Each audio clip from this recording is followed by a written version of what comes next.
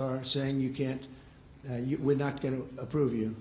And if we're not going to approve you, I had actually one Republican who got 2 great letters, but it turned out that he was a rhino, but that was a nice term for him.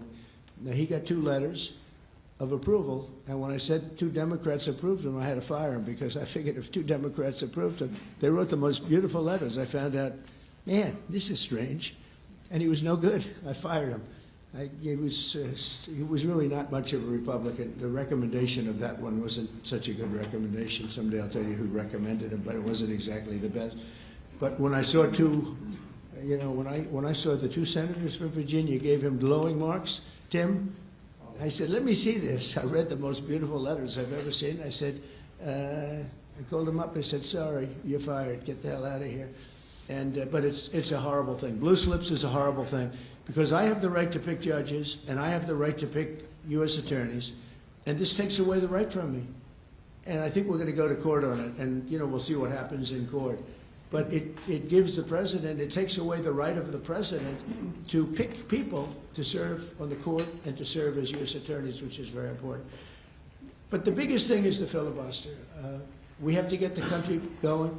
We will pass legislation at levels you've never seen before, and it'll be impossible to beat us. By the way, if they do, they're going to do it anyway, and they are going to immediately do the filibuster. And when they do the filibuster, they're going to pack the court. They want at least 5 justices. Now I hear it's up to 5. I actually heard up to 7 and up to 9, okay? They want new judges. They want to pack the court, and they will do it in the first day, maybe the week. Maybe they'll slow it down, because there's no reason to rush. But they'll do it first week. They'll vote on this. And I have friends over there that are Democrats. I'm close to a lot of people.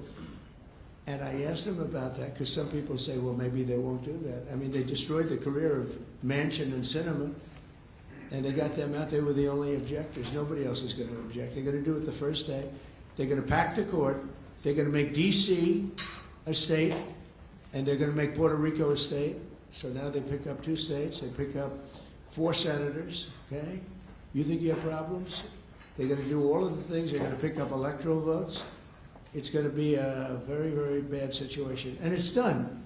It's done. As soon as they attain power. Now, if we do what I'm saying, they'll most likely never attain power because we will have passed every single thing that you can imagine that it's good and all good for the country. And there'll be no reason to. If we don't do that, people will say they're not doing much and they're in power. So the good news is we did the great, big, beautiful bill, and it's the greatest thing we could have done. And the smartest thing with John and our Speaker of the House, who's so good, Mike Johnson, we did all in one bill. If we didn't, John, it would be a problem because we would have gotten a small piece passed. A lot of people wanted to do that. A lot of people in the room wanted to do that. They went along with me and John and everybody, and we got this thing passed. Honestly, it's 4 years worth of goodies.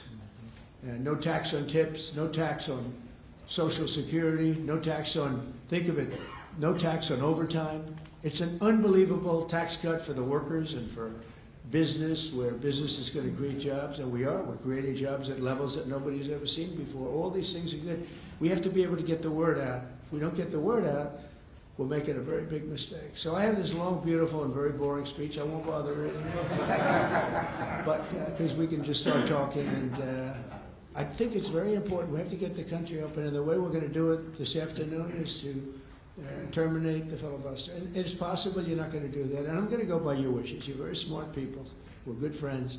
But I think it's a tremendous mistake, really. It would be a tragic mistake, actually. It's time. It's time. If I thought they weren't going to approve, I'd sort of be with you. It'd be fine. I'd be neutral to with you.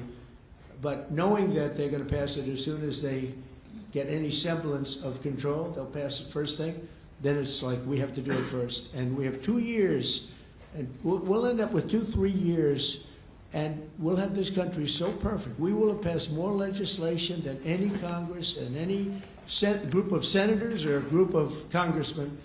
And we will get it through. They'll send it to us. We'll send it to them. It'll be a beautiful machine. Otherwise, we're just going to sit around and argue with these people all day long. And they're highly unrealistic. Many of them are radical left subversives, frankly. So I want to thank everybody, and we're going to talk, and I want to thank the press for treating us so really well for that foreign trip. It was an amazing, we had just an amazing meeting. Don't forget, 2 months ago, it looked like the whole world was in trouble over rare earth. And that's no longer even a subject that people talk about. It was all worked out very quickly. Without tariffs, I couldn't have done it. I put a 100% tariff on China. As soon as I heard it, within 20 minutes, I put a 100% tariff on China. When President Xi, who's really a friend of mine, as much as he can be a friend, he's a tough man. He's a tough man. Smart man, actually, very smart. The press doesn't like it when I call him very smart. You know, they think I'm not supposed to call him smart. But at least 1.4 billion people, without question. In fact, during the meeting, we were there. A couple of you were there, and some of you saw it. So he's here, and he's got about 6 people on each side. And every one of those people was standing like this. They were at attention. And I made a comment to one of them, and I got no response. I said, "Are you going to answer me?" I got no response. And President Xi didn't let him have any. So if there's any question, I said, I want my cabinet to behave like that. I'm demanding that I want them sitting up like that, Tim, just nice and straight. I never saw posture like that. I've never seen men so scared in their lives.